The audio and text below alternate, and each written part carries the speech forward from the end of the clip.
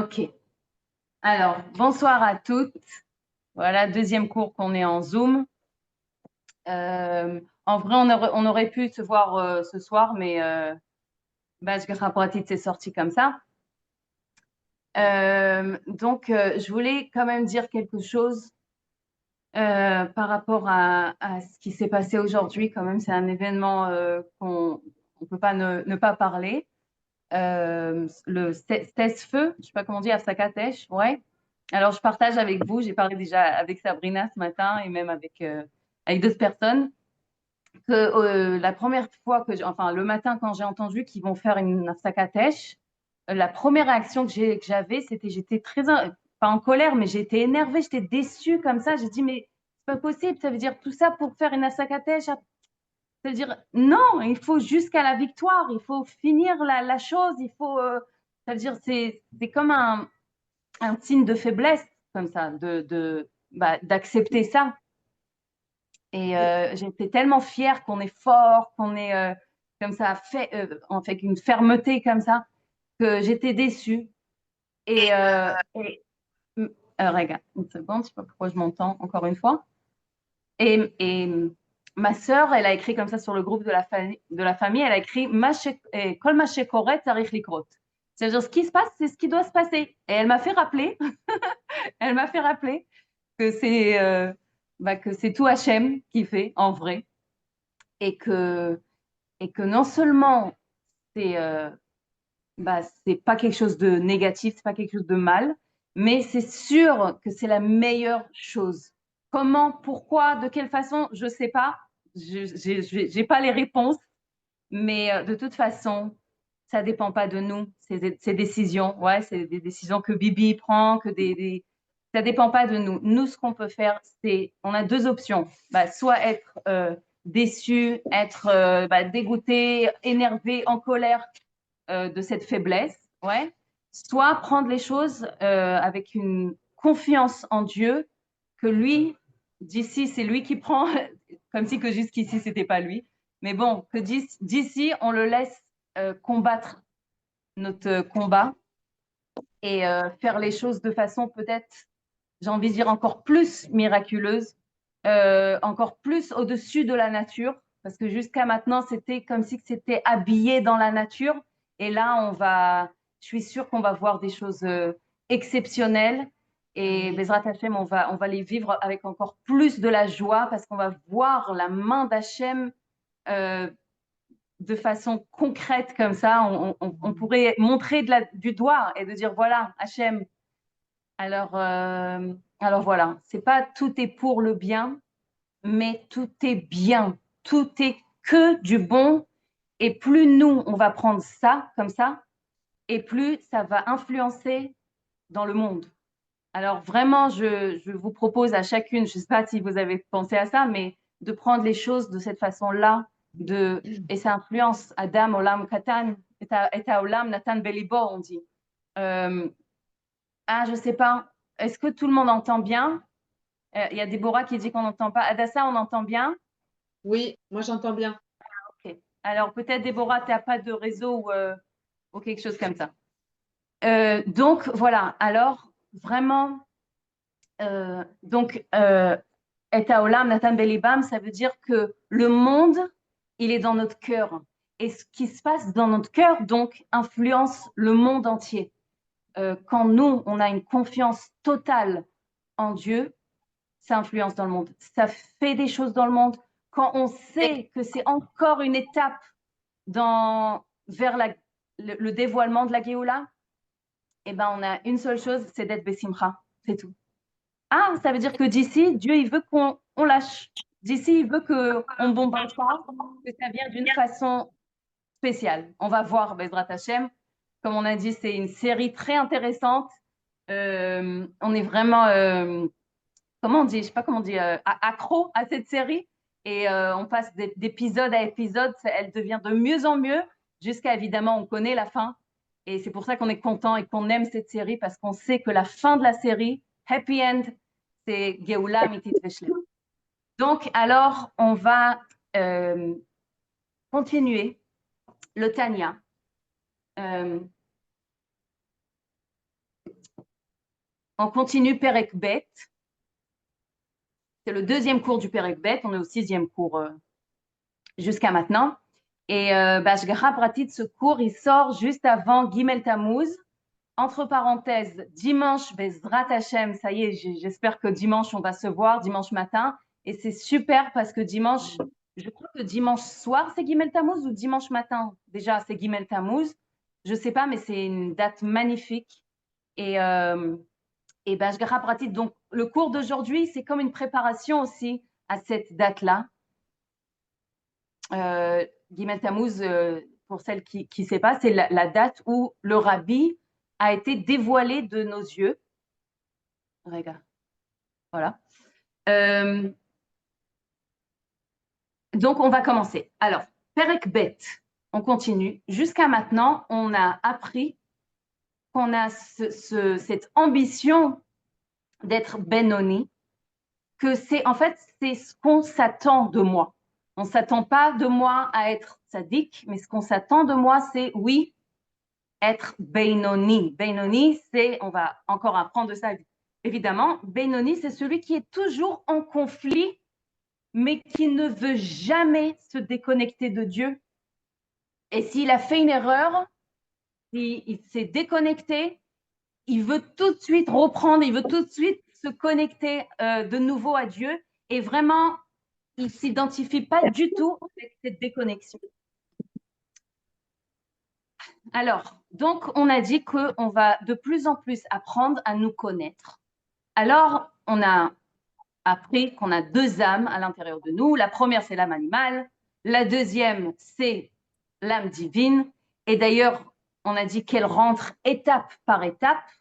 Mais quand ça commence, je crois que j'ai oublié de vous dire ça la dernière fois, ça commence, elle rentre quand on donne le nom.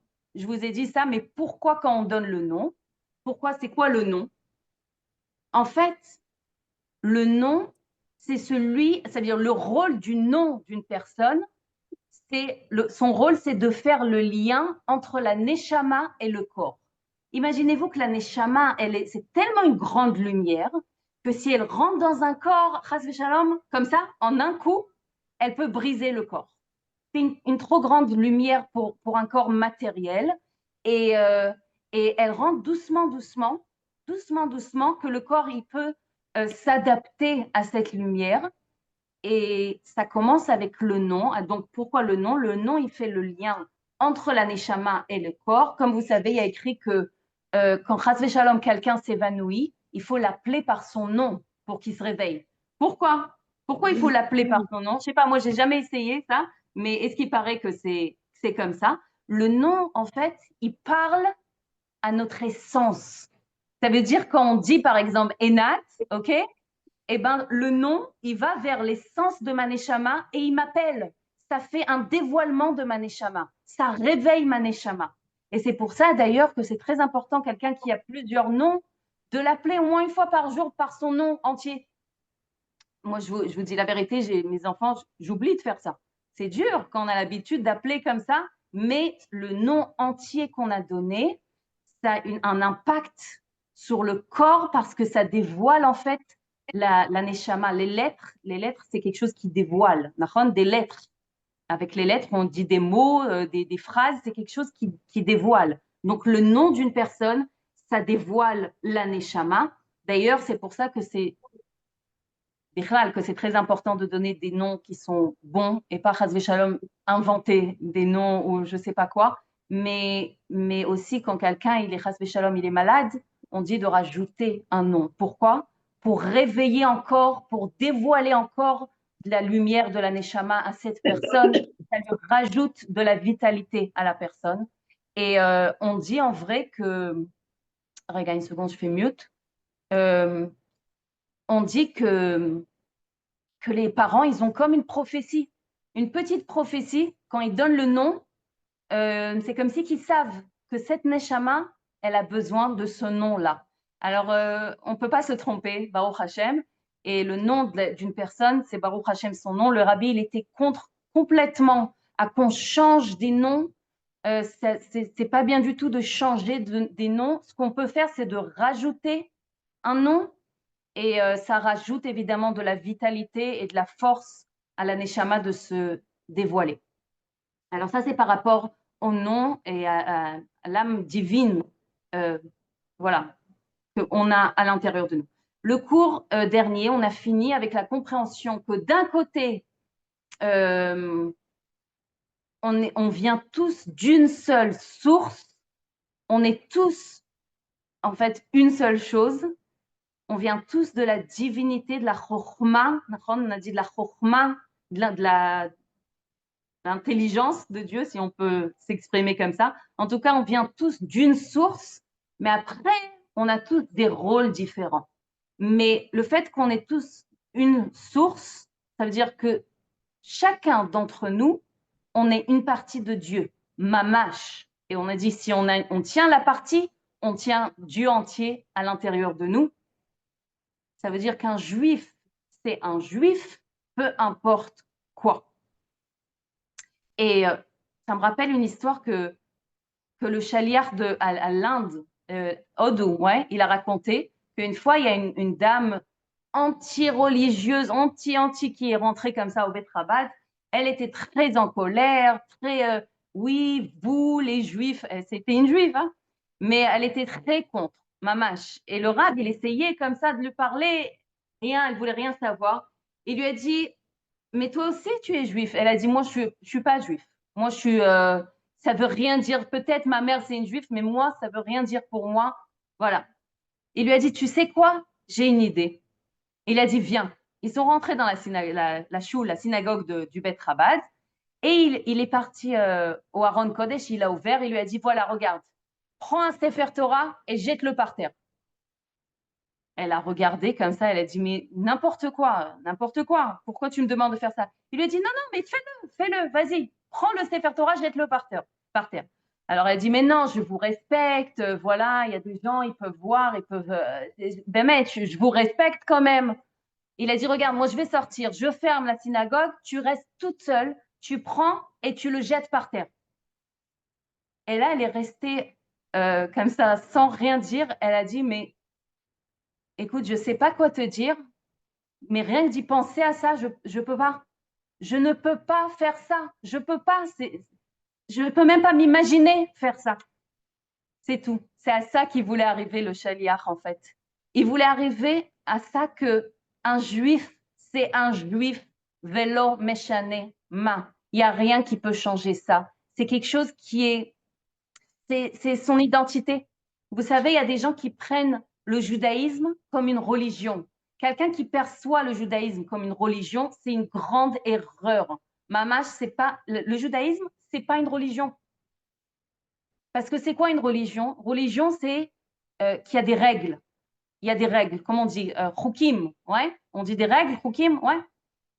Ça veut dire que euh, dans les autres, comment on dit, religions, être religieux, c'est de faire ces règles-là. Ça veut dire aller à l'église le dimanche, faire, je ne sais pas ce qu'ils ont, je ne connais pas trop, mais les musulmans, prier 5 fois, je ne sais pas, des trucs comme ça. Et si tu fais ces règles-là, alors tu es musulman ou tu es chrétien. Ou, voilà, ça veut dire sur toi. Et un jour, tu peux même décider que tu veux plus faire ces choses-là et tu peux changer de religion. Ouais, on peut devenir, se convertir à l'islam mais le judaïsme, ce n'est pas une religion. Ça veut dire que même si un juif ne va pas faire Torah et mitzvot, que Torah et mitzvot, c'est les règles du judaïsme, si on veut, même si un juif ne fait rien, il est quand même juif. Pourquoi? Parce que ce n'est pas une religion, c'est une identité. Être juif, c'est une identité. C'est pour ça qu'on ne peut pas se convertir ni à l'islam, ni au bouddhisme, ni en rien. Un juif ne peut pas changer sa religion. Il ne peut pas se convertir. Et même les gens qui croient qu'ils se sont convertis, ben, c'est faux. Ils sont restés juifs. Peut-être ils sont partis dans l'eau et ils ont fait je ne sais pas quoi, des trucs comme ça, mais ils sont quand même restés juifs. OK? Alors,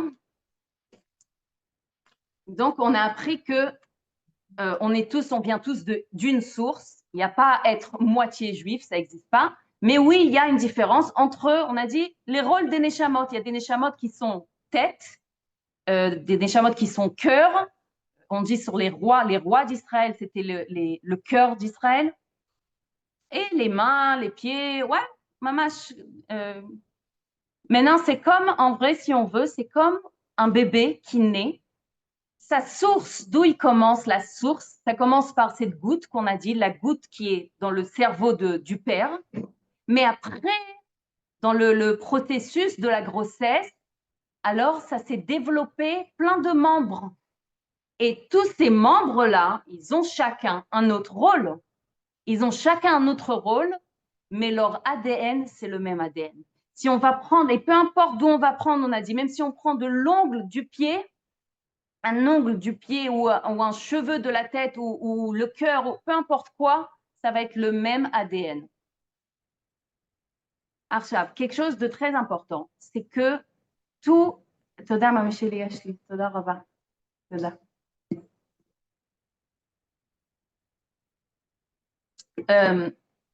Tous les membres du corps sont connectés au cerveau, et c'est le cerveau en fait qui donne des instructions à chaque membre de fonctionner.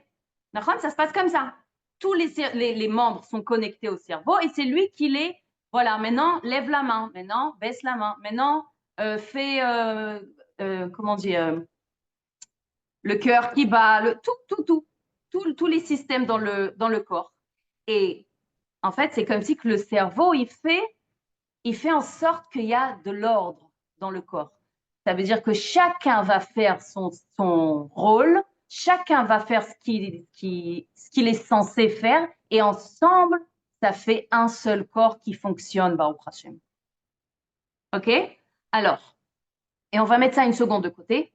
Maintenant, de la même façon que le processus de la grossesse, ça veut dire la grossesse, elle est responsable sur le parcours personnel de chaque cellule dans le corps du bébé. La grossesse, pendant toute la grossesse, chaque cellule reçoit sa vitalité, chaque cellule se développe, chaque cellule a un parcours d'elle-même. Imaginez-vous comment c'est beau. De la même façon, une neshama, quand elle passe ce processus des enchaînements des mondes, alors chaque neshama, elle a son parcours personnel. Arshav, la neshama, quand elle vient dans ce monde, quand elle descend dans ce monde, elle passe 9 contractions. Pourquoi 9? Parce qu'on a 10 sphirotes, les 10 sphirotes, Chesed, Gvura, Tiferet, Netzach, Hod, Yesod, Malchut, ok? Et la neshama, en fait, elle passe d'une dimension en dimension, Chesed, Gvura, Tiferet, Netzach, Hod, arrivée à Yesod, elle arrive à Yesod, c'est la 9e sphira, la 9e dimension. Arrivée à là-bas, elle naît à la Malchut. La Malchut, c'est le monde, c'est ce monde. Le monde, il s'appelle Malchut, et le monde, c'est la femme aussi. Il est comparé à la femme. Donc, si vous voulez, les 9 sphirotes sont comparés aux 9 mois de grossesse. Chaque mois en parallèle de chaque sphira. Chesed, Gvura, Tiferet, Netzach, Hod, Yesod, Malchut. Ça y est, le bébé arrive dans ce monde, dans la Malchut. Ça, c'est chaque neshama, elle passe ça. Ça veut dire c'est un processus spirituel qui s'exprime dans le monde de façon naturelle en 9 mois de grossesse. Nat, oui. Si jamais la grossesse ne se termine pas à 9 mois, elle se termine à 6, ça veut dire que c'est pas passé par des mondes? Non, c'est pas des mondes, hein. On parle de sphirotes. Des séphirotes, par des dimensions, pardon. Mondes, mais là, on parle de sphirotes, de dimensions, ouais, de meimadim, je ne sais pas ce que ça veut dire, mais Moshe Rabbeinu aussi, il est né au 7e mois. Et c'est quand même Moshe Rabbeinu. Et aussi, il y a quelque chose de très intéressant, c'est des personnes qui ont eu du mal à avoir des enfants, ça veut dire qu'ils ont mis longtemps à avoir des enfants. justement, c'est des neshamot qui ont commencé leur grossesse, si on veut, avant, ça veut dire bien avant. C'est des grands neshamot qui ont, comme ça, c'est le Admor Azaken. Le Admor Azaken, quand il est venu dans ce monde, ses parents, ils n'avaient pas d'enfants. Ils ont eu une bracha spéciale du Baal Shem Tov pour avoir un enfant. Mais les parents, ils n'avaient pas d'enfants. Et en vrai, c'est une neshama elle avait besoin du temps pour arriver dans ce monde. Alors, Bémet, chaque personne qui avait du mal ou qui attend un enfant, Bezrat Hashem, qu'elle sache que c'est des grandes neshamot, mamash, qu'elle n'a pas attendu pour rien. Alors ça, je veux une seconde qu'on détaille, on décrive, je ne sais pas comment on dit. Enfin, on fait une parallèle entre la grossesse et les mondes supérieurs. D'accord? Je veux une seconde qu'on fait parce que c'est vraiment très intéressant. Alors, on va commencer avec la grossesse. D'accord? Si vous avez des questions, juste ouvrez votre micro et vous pouvez poser la question. Alors, c'est 4 étapes dans chaque chose. Alors, on va commencer avec la grossesse. La première étape, avant la grossesse. Avant la grossesse, on a dit la goutte, le potentiel, il fait encore partie du père parce qu'il est dans le cerveau du père. Donc, il fait un complètement avec le père. OK? Maintenant, la deuxième étape, c'est le commencement de la grossesse. Ça veut dire la graine est passée du père à la mère, oui, et là-bas s'est créé le fœtus. Il s'est créé une certaine réalité d'un fœtus tout petit, microscopique, mais quand même, c'est là-bas. Troisième étape,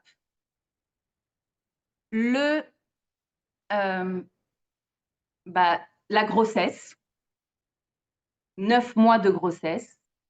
Le fœtus, en fait, il se développe, il reçoit une forme de membres, d'un corps entier. Ça, c'est la troisième étape.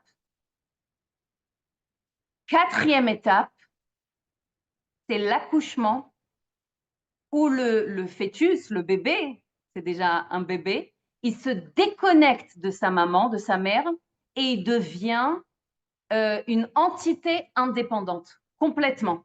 On coupe le cordon, on a dit. Ça devient vraiment quelque chose de séparé de la mère.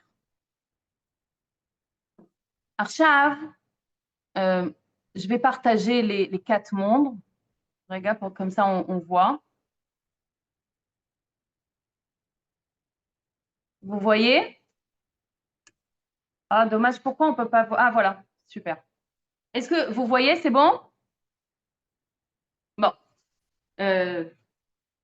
J'espère que vous voyez. Je ne vois pas vos têtes, donc je ne peux pas savoir. Oui, on voit, Enat. Oui, on voit, Enat. C'est juste la première fois que je partage quelque chose, donc je suis très contente. OK. Alors, maintenant, on va faire le parallèle de la grossesse, de tout ce qu'on a dit là. On va faire le parallèle avec les mondes supérieurs, ces 4 mondes-là. Mais pour ça, on va utiliser un pasouk qu'on dit tous les matins. מודה אני לפניך מלך חי וקיים שהחזרת בי נשמתי בחמלה רבה אמונתך.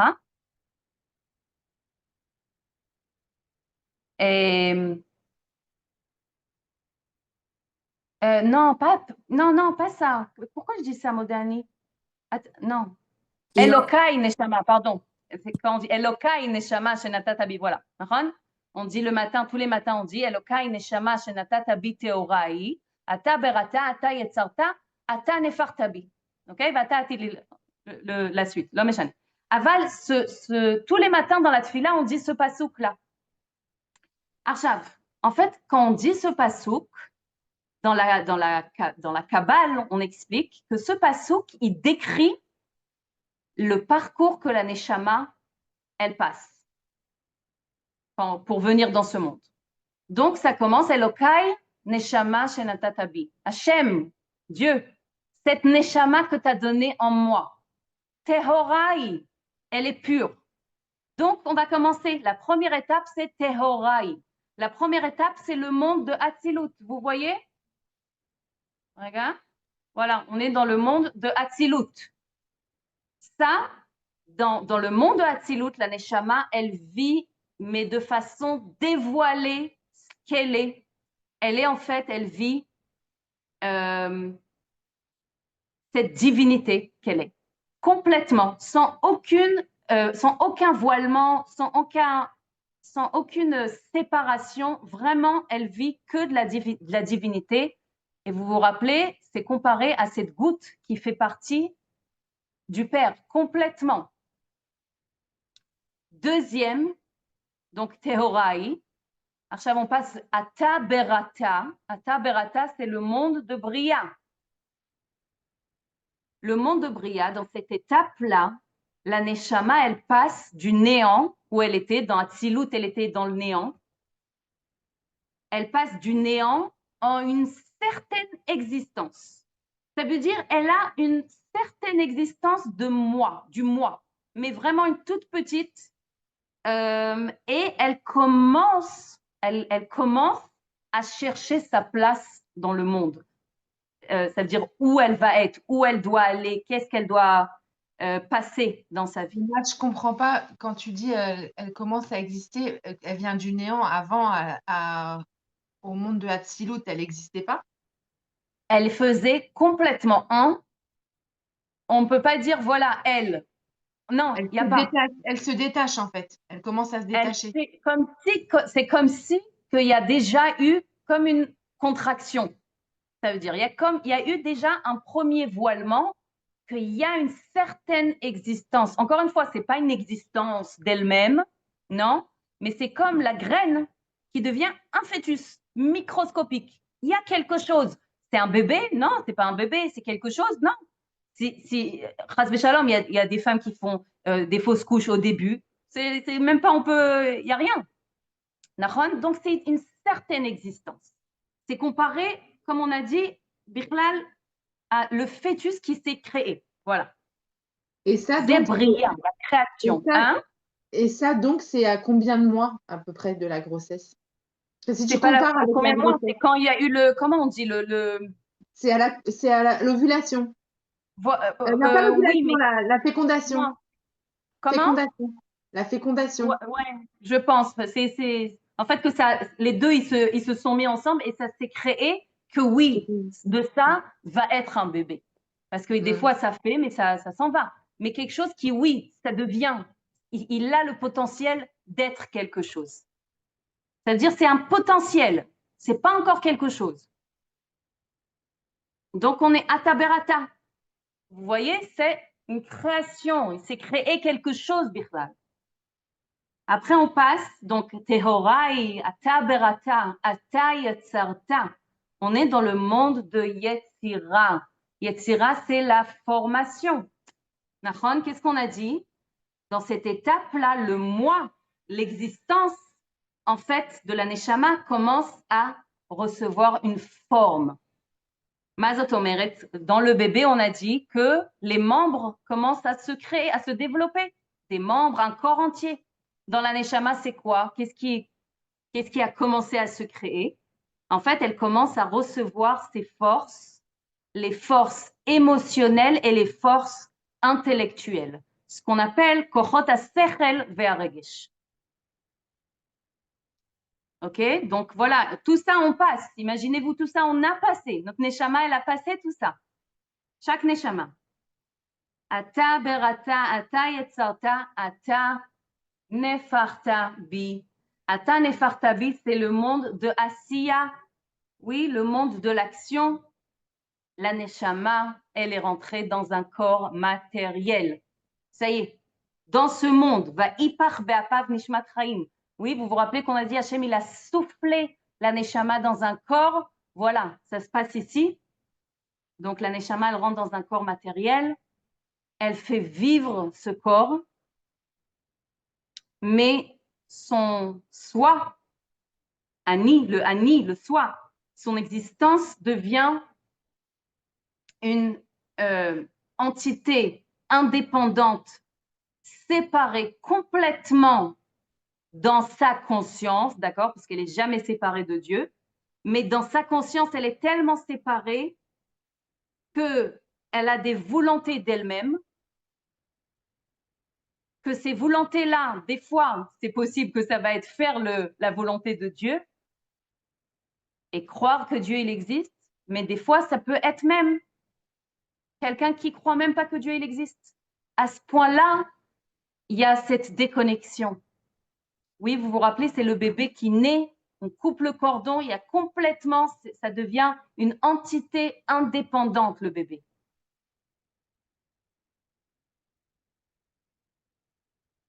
Alors là, je peux demander une question. Oui, oui. Parce que tout à l'heure, on disait par rapport au mois de naissance, ça veut dire si on n'est pas le 9e, si le bébé il ne naît pas le 9e mois, mais avant. Par expérience, je sais, puisque je l'ai vécu, que quand un bébé il naît au 8e mois, eh ben, il n'a pas de neshama. Comment ça, il n'a pas de neshama? Il n'est pas considéré comme une identité. Parce que, par exemple, quand il naît et il décède, ah, ok. ben, Ça, c'est quelque chose d'autre. On ne peut pas ni faire Ashkava, enfin, on ne fait rien comme un être humain. Je sais pas, C'est vrai, c'est vrai. Ça ne veut pas dire qu'il n'y avait pas une neshama. Il y avait une neshama. Spécialement au 8e mois, pas au 7e, pas au 6e, pas au 5e, parce qu'il y en a qui naissent au 5e mois. Mais je n'ai pas entendu ça. Au 8e mois, je n'ai jamais entendu. C'est intéressant de. Ouais. Et je ne sais pas, comme tu dis que c'est dans le monde de. Dans quel monde il est à ce moment-là? Non, non, ça, c'est aucun rapport. Nous, on a parlé tout à l'heure des 9 dimensions. Oui, et un bébé, par exemple, qui est né au 7e mois, peut-être il n'a pas besoin de. Oui, il a fait déjà, je ne sais pas, le reste des sphirotes comme ça, je ne sais pas comment ça se passe, quelqu'un qui naît avant le temps. Mais ça, il y a ça, les 9 contractions, donc les 9 mois de grossesse, les 9 spirotes, jusqu'à la malchoute qui naît. Il y a une autre chose que la neshama, elle passe les 4 mondes. Si on veut, c'est en même temps, c'est marrant parce que nous, on réfléchit, comme on est des humains, on réfléchit avec des notions de temps, de limite. Regarde, s'il passe les 9 dimensions, donc comment il peut passer aussi les 4 mondes? C'est au-dessus du temps, au-dessus de l'espace. Comment les choses y se passent, je ne sais pas, mais il y a ça et il y a ça aussi. Donc voilà, donc la quatrième, c'est le monde de l'action. On a dit, c'est en fait le moment où le ego, il se dévoile. Voilà, l'âme animale commence à prendre vie et à commencer son parcours. Alors ça, c'est 4 étapes générales comme ça que chaque neshama, elle passe. Et comme on a dit que, évidemment, ça dépend, chaque neshama a été plus influencé de chaque monde. Et c'est pour ça que son rôle, sa shlichut dans le monde, elle est différente. Et c'est très important de savoir qu'on est différent et qu'on a chacun sa shlichut et que de ne pas essayer de vouloir faire la shlichut de quelqu'un d'autre et d'être frustré que j'arrive pas à faire cette shlichut-là alors que je veux tellement faire ça et j'ai les forces pour faire ça, mais je sais pas. Des fois, on a envie aussi d'imiter des personnes. On ne peut pas imiter parce qu'on ne doit pas imiter.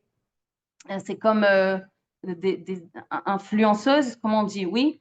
Une, elle fait quelque chose, tout le monde veut faire après elle. C'est quelque chose qui est pas possible dans les neshamot. Ça veut dire chacun, il a sa shlichut et chacun, il a la façon comment il s'exprime dans le monde. Chacun, il a reçu des forces spéciales. Vous avez vu dans le monde de Yetzira, c'était? Ouais, je crois. Qu'on a reçu les forces. Chacun, il a été influencé de façon différente, donc c'est différent. Arshav, par rapport à ce que j'ai dit à Gimel Tammuz et comment on a dit, l'attachement au rabbi, alors je vais parler de ça, et c'est le Admor HaZaken aussi parle de ça, oui. on irait un peu. Où on est arrivé. Voilà. Donc maintenant, il faut savoir. Je vais lire et je vais expliquer, ok?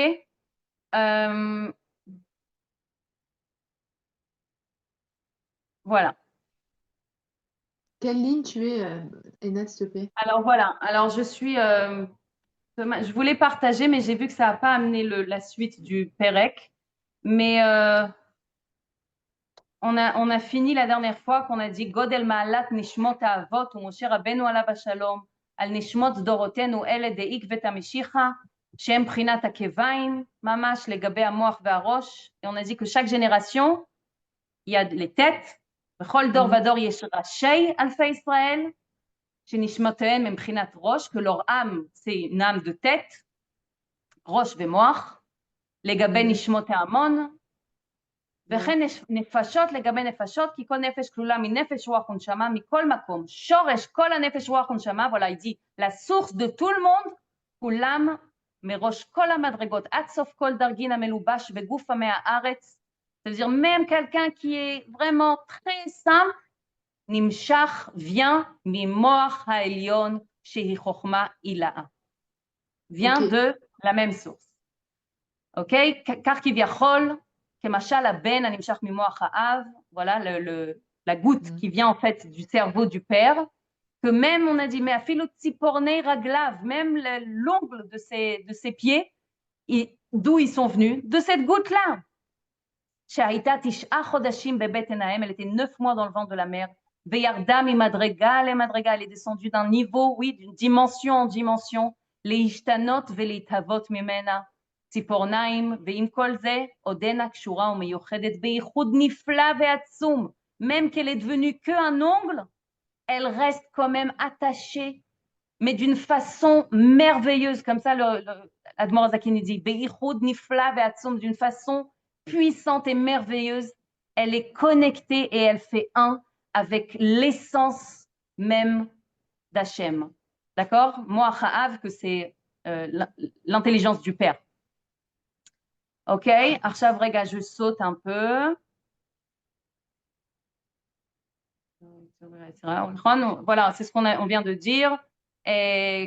ככה ממש כביכול בשורש כל הנפש רוח ונשמה של כללות ישראל למעלה, בירידתו ממדרגה למדרגה, l'aneshama elle est descendue d'un niveau à niveau, על ידי השתלשלות העולמות, les enchaînements des mondes, אצילות, בריאה, יצירה, עשייה, מחוכמתו יתברך, כדכתיב, אוקיי? ואם כל זה עודנה קשורות ומיוחדות, c'est intéressant parce que l'Admor Hazaken, comme si qu'il se répète, il se répète, il se répète, pour qu'on n'oublie pas une seconde. Tu vois, peut-être il y a eu cet enchaînement des mondes, peut-être c'est descendu, peut-être très bas, mais n'oublie pas, il le dit peut-être 3 ou 4 fois. Encore une fois, קשורות ומיוחדות בייחוד נפלא ועצום, במהותן ועצמותן הראשון, n'oublie pas. Tu es attaché à ta source, tu es attaché à Dieu d'une façon merveilleuse. Ok? עכשיו, הצדיקים והחכמים, ראשי בני ישראל שבדורם, ובזה יובן מאמר רז"ל על פסוק ולדבקה בו. Maintenant, le rabbi, le Admor Hazaken, il parle. Il y a un pasuk qui dit ולדבקה בו, שכל הדבק בתלמידי חכמים מעלה עליו הכתוב כאילו נדבק בשכינה ממש. עכשיו, maintenant, on va essayer de comprendre quelque chose. Il y a une neshama dans une génération qui s'appelle la tête. Il y a une tête, nahon, le cerveau. Une tête. Cette neshama s'appelle la tête de la génération. Et on sait, c'est le chef de la génération. Comme on a dit tout à l'heure, que tous les membres sont obligés d'être attachés au cerveau, ou sinon ils ne peuvent pas fonctionner. Un membre, Chas v'Shalom, qui n'est pas attaché au cerveau, il ne peut pas fonctionner. Donc tous les membres, tout Israël, tous les neshamot d'Israël sont attachés au cerveau, à la neshama de la tête. Et de cette façon-là, ils s'attachent à Dieu. C'est comme si que c'est Moshe Rabbeinu Shebador. Moshe Rabbeinu, c'était quoi? Le chef de la génération, la tête de la génération. Évidemment, après, il y a les tzadikim, il y a tout ce qu'on a dit. Il y a ceux qui sont au niveau de cœur, au niveau il Il y a plein des yeux, Einei Haeda. Oui, on dit Einei Haeda. Il y a plein des autres tzadikim qu'on reçoit notre l'abondance aussi d'eux. Aval, ça commence, tout le monde doit être attaché à la tête. Sans la tête, il n'y a pas de vitalité. Et le tzaddik, il est attaché à Dieu. Il fait le lien, en fait, entre Israël et Dieu. C'est comme ça que... Maintenant, cette connexion au tzaddik, au chef de la génération, à la tête de la génération, ça nous apporte deux choses. Quoi? La première chose, ça nous fait rappeler notre vraie identité. Quand on écoute le tzaddik, quand on étudie sa Torah, oui, et en fait, quand on s'attache à ses instructions, imaginez-vous toujours, faites le parallèle dans la tête avec le membre et le cerveau.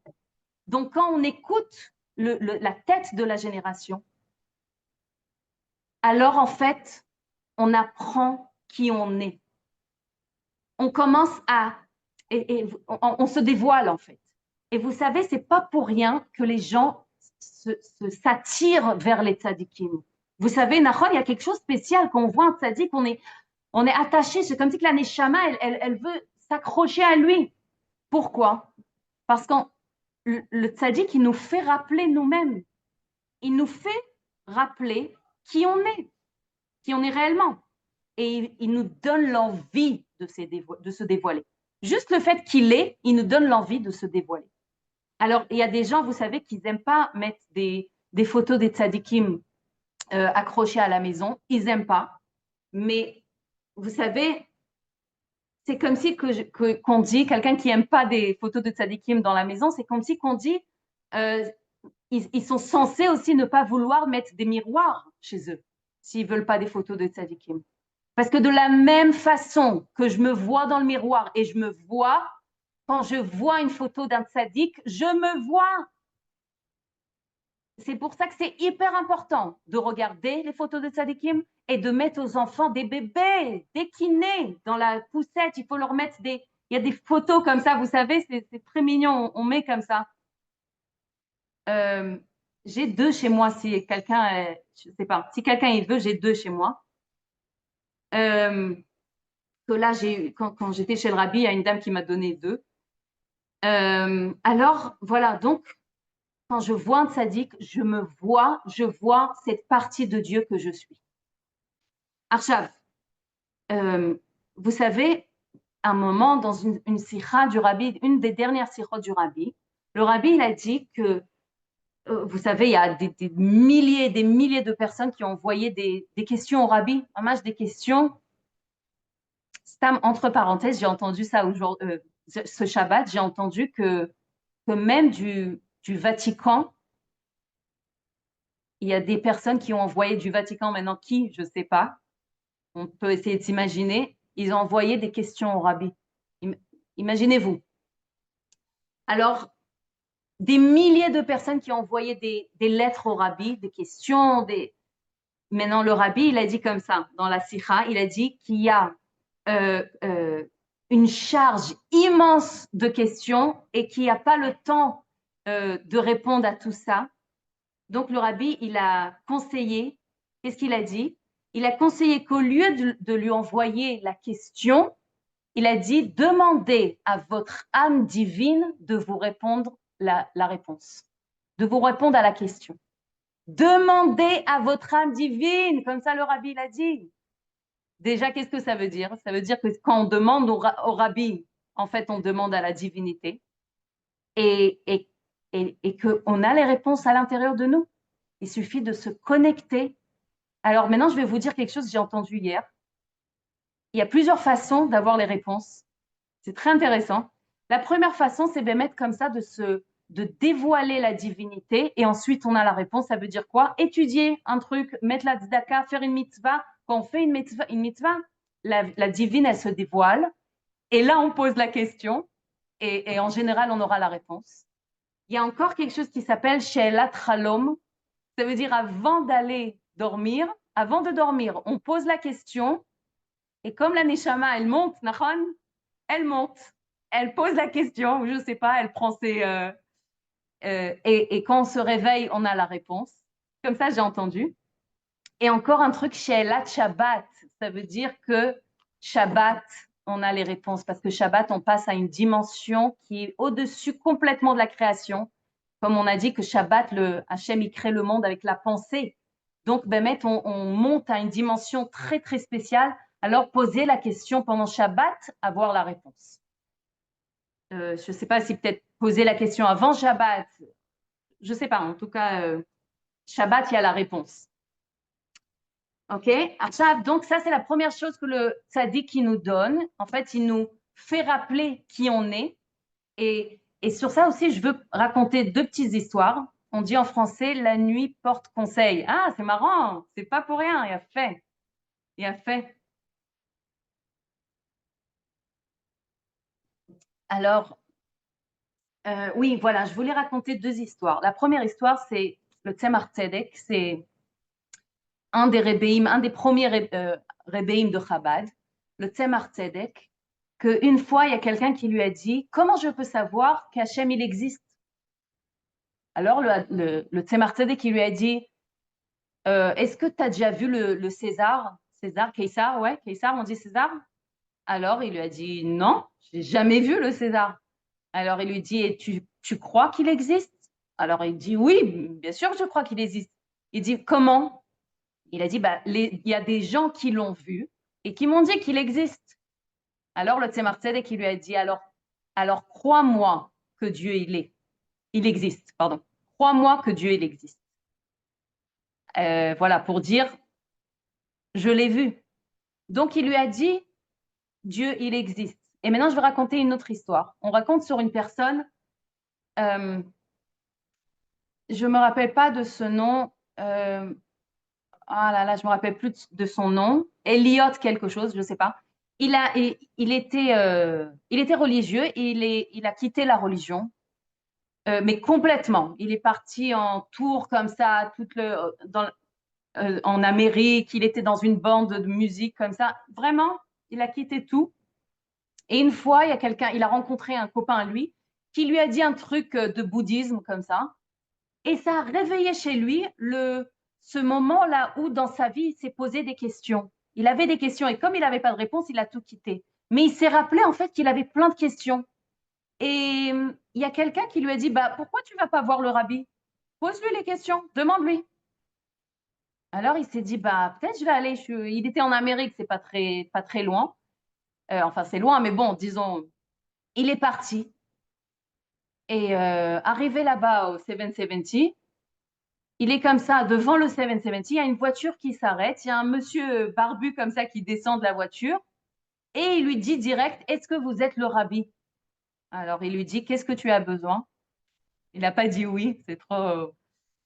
Il lui a dit, qu'est-ce que tu as besoin? Tu m'as l'air d'être perdu, qu'est-ce que tu as besoin? Il lui a dit, je veux que tu me dis où il est Dieu. Alors il lui dit, écoute, Dieu il est partout, Dieu il est dans la création, il lui dit, non, dis-moi vraiment où il est Dieu. Et là, le rabbi, il a regardé, il décrit le monsieur, il décrit que ses yeux, ils sont rentrés à l'intérieur de lui comme ça. Et le rabbi, il lui a dit, Dieu, il est dans ton cœur. Comme ça, il a fait avec le doigt. Ça veut dire qu'il y a dire Dieu, il existe, d'accord? Mais il y a aussi, le rabbi nous a amené encore plus pourquoi le rabbi? Parce que ça y est, c'est arrivé le moment de savoir que Dieu, c'est pas Dieu, c'est tout. Oui, Dieu, c'est tout. Mais Dieu, c'est toi aussi. Dieu, c'est à l'intérieur de toi. Dieu, c'est toi. Il faut que tu saches, il faut que tu te connais, il faut que tu te connectes. Et que tu crois pas, ok, Dieu, il existe. Dieu, c'est toi. Et ça, c'est une autre vision complètement, c'est une autre façon complètement de vivre Dieu. S'il est à l'intérieur de moi, il suffit de le dévoiler. Parce que de croire en Dieu, de faire ce qu'il dit, ok, c'est encore séparé, c'est encore... Mais là, de savoir qu'il est à l'intérieur de moi, où je veux le sentir. Et ça, c'est le tzaddik qui donne. La deuxième chose que le tzaddik donne, il nous dirige vers notre parcours personnel, vers notre shlichut. Ça veut dire que Et là, je vais dire quelque chose d'important. Carole, je vais lire tes messages. Une seconde, je vais finir dire un truc. Ça veut dire que de se connecter au chef de la génération, non seulement ça annule pas individualité, ouais, ça annule pas notre individualité, mais au contraire, ça agrandit, ça renforce notre individualité. Et là, je vais dire quelque chose que des fois, on va voir, on entend des fois des histoires comme ça, des gourous et des gens ils ont pris après eux plein d'idées.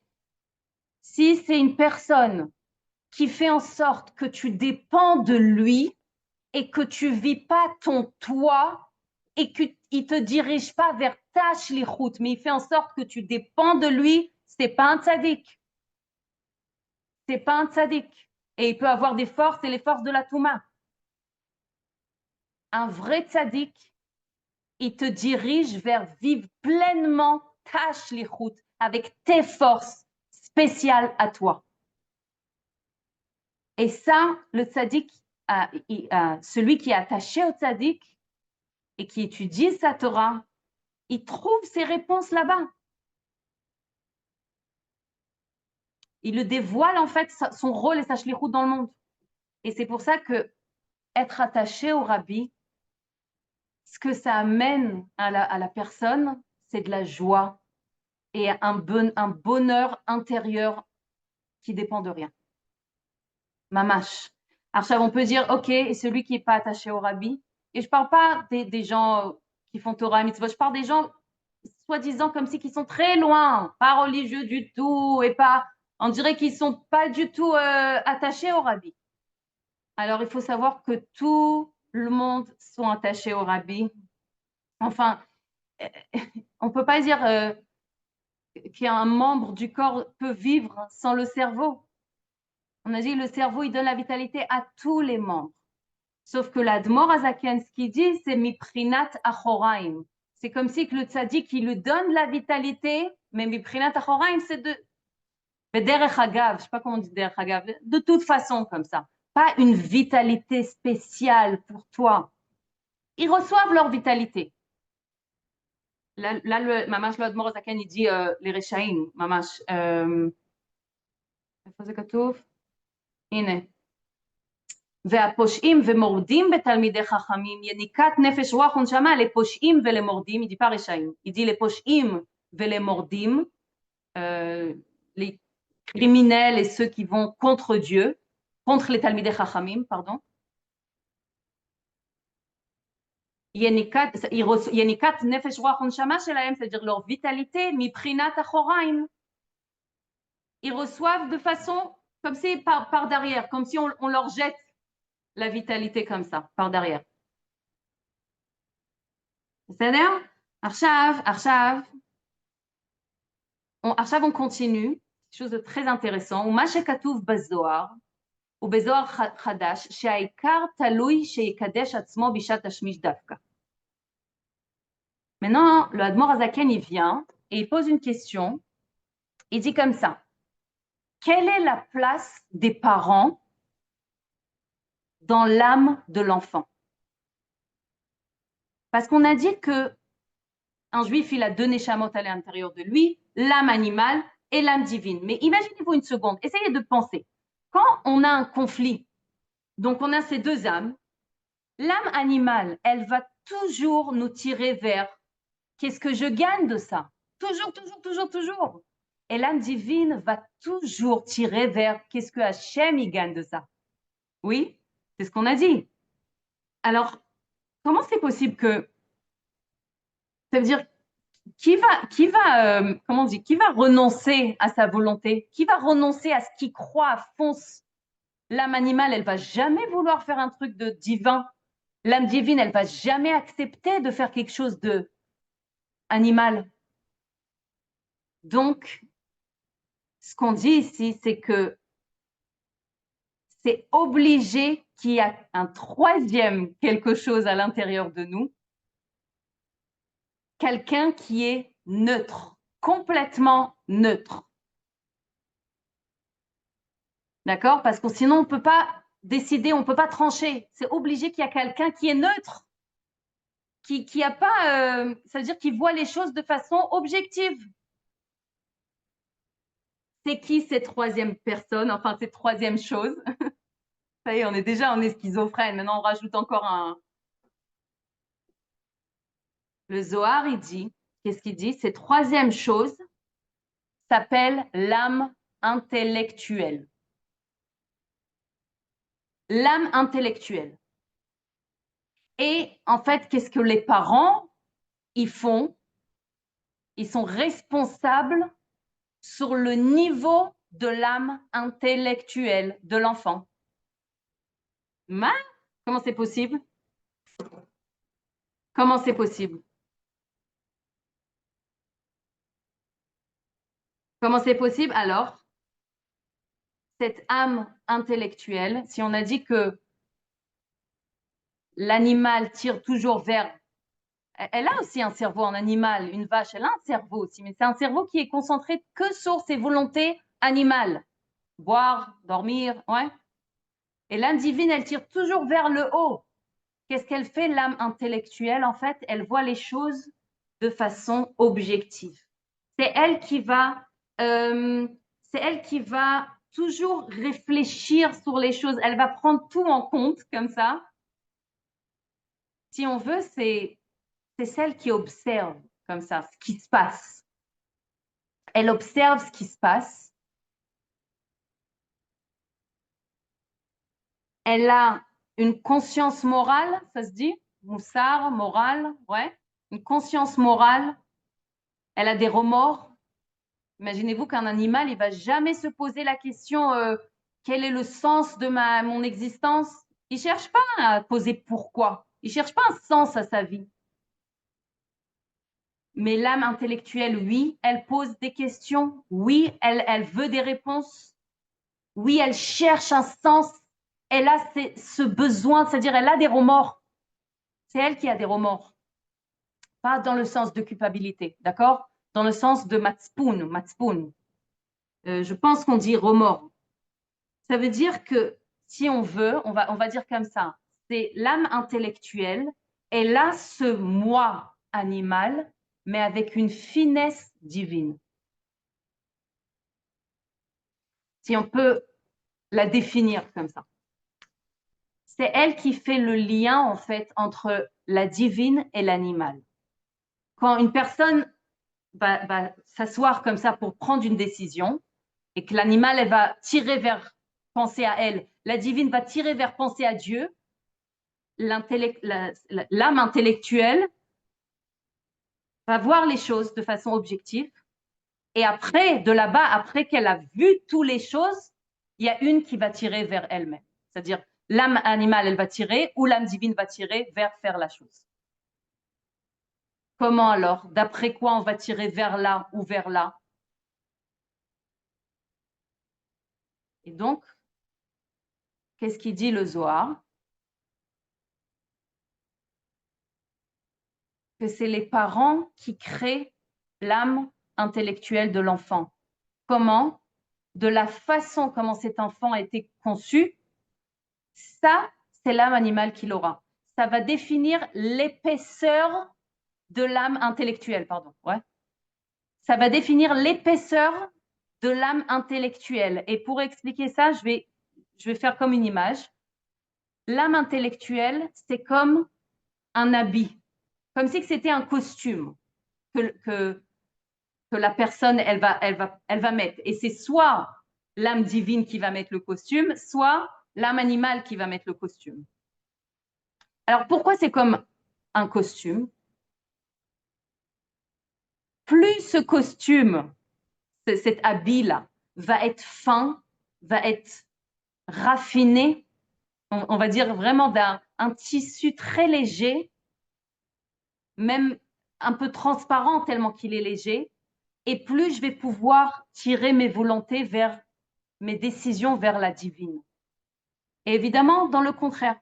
Et pour expliquer ça, on va essayer de s'imaginer un astronaute, oui, dans l'espace. Lui, il a besoin d'avoir un costume massif comme ça, pour ne pas disparaître dans l'espace, Nahon, il est obligé d'avoir une... Mais un surfeur, par exemple, qui va surfer, il a besoin d'avoir un truc très léger. Si Chas Vesharam, il va mettre le truc de l'astronaute, il peut se noyer, Chas Veshalom. Ça veut dire que cette âme, elle a une très, très grande importance. Pourquoi? D'après son épaisseur,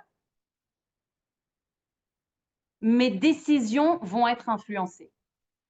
Ça veut dire que un costume épais égale à un intellect épais. Quand je dis épais, c'est comme si que c'est comme une écorce dure.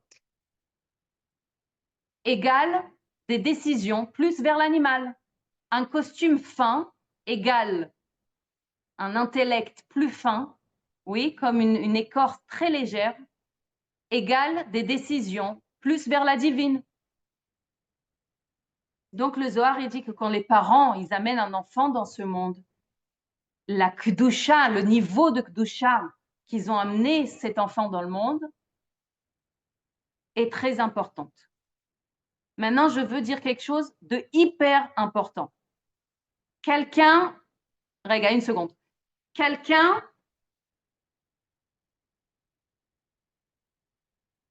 qui n'était pas religieux quand il a amené ses enfants, qui n'était pas au mikvé, pas de pureté familiale, pas rien du tout.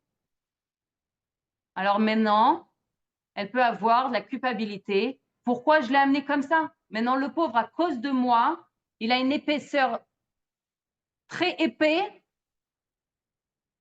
Et entre parenthèses, on peut avoir une neshama très, très, très haute et avoir une âme intellectuelle très épaisse. Imaginez-vous Avraham Avinu. Il est né à qui? Terach. Des idolâtres. Mamash, après le Admor Azaken, il cite ça. Ça veut dire, il parle de ça. Ouais. Kol ze belikutei Torah parashat Vayera ou betamei mitzvot parashat Bereshit.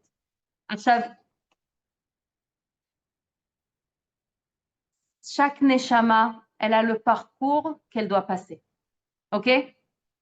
Alors oui, je parle comme ça. Au jour d'aujourd'hui, si quelqu'un veut amener un enfant, oui, que ça soit, c'est très important, que ça soit Bekdusha, Betahara, que ça soit vraiment avec des pensées, des bonnes pensées, des pensées kadosh, et en pureté, évidemment.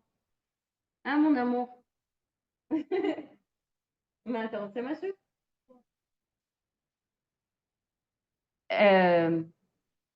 Oui, d'accord. Mais si, Malasot, je vais plus avoir d'enfants, ça y est. Qu'est-ce que je fais pour les enfants que j'ai amenés? Je leur ai donné un wahad costume épais comme je ne sais pas quoi, un dinosaure. Qu'est-ce que je fais?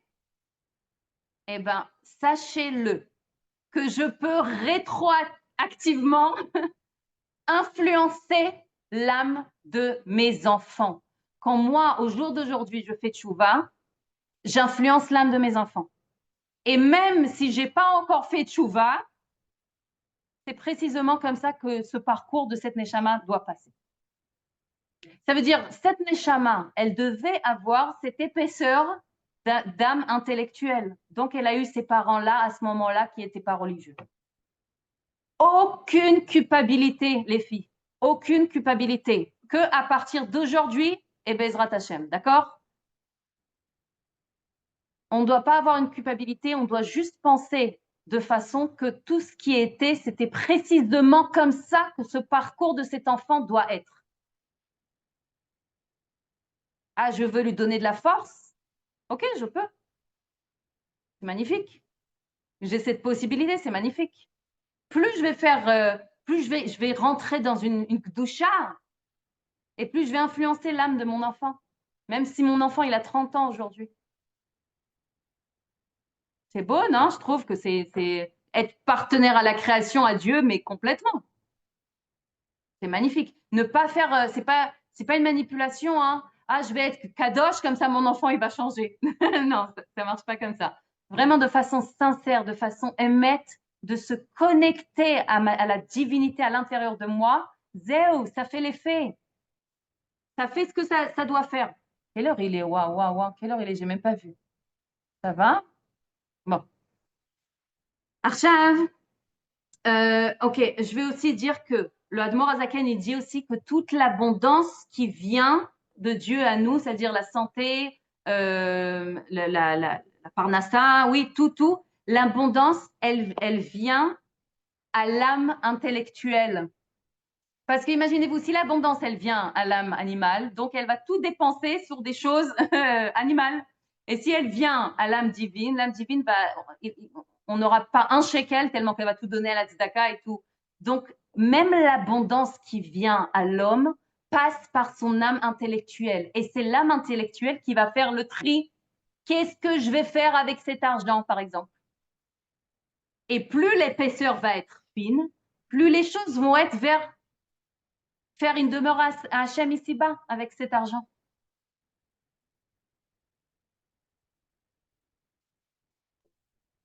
בסדר? עכשיו, זהו, j'ai fini le cours. Je croyais qu'il y avait encore un truc. Donc, le costume que les parents ils donnent à l'enfant, vraiment l'aide à amener, à exprimer son potentiel spirituel dans le monde. Pas que spirituel, mais et aussi aide à l'enfant de exprimer l'abondance qu'il reçoit dans le monde. Alors, encore une fois, sans remords, sans culpabilité, mais avec, oui, un sentiment de responsabilité, de savoir que j'ai cette force de me connecter à moi-même et, oui, influencer, Baruch Hashem, mes enfants dans le bien. Alors, je vais voir, et j'ai vu, il y a quelques questions. Est-ce que l'âme intellectuelle évolue à cours de la vie? Bien sûr qu'elle évolue. C'est de ça qu'on parle justement. L'âme intellectuelle, elle évolue. Elle peut raffiner son épaisseur. Oui, si on a dit qu'elle est très épaisse, plus elle va se connecter à elle-même, la personne, plus elle va se connecter, elle va s'identifier avec sa divine, et plus elle va, plus l'épaisseur du costume va être fin et fin et fin jusqu'à qu'elle va être complètement identifiée avec sa divine. Regarde, je vais voir les autres questions. Faire Idbo des doutes. Hachem nous envoie la réponse. Il y en a Nachon, il a fait. Quand on dit, ouais, ok. Alors, est-ce qu'il y a des questions?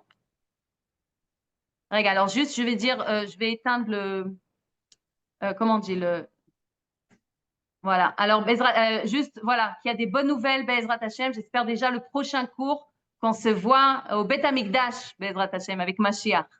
Amen. Regarde,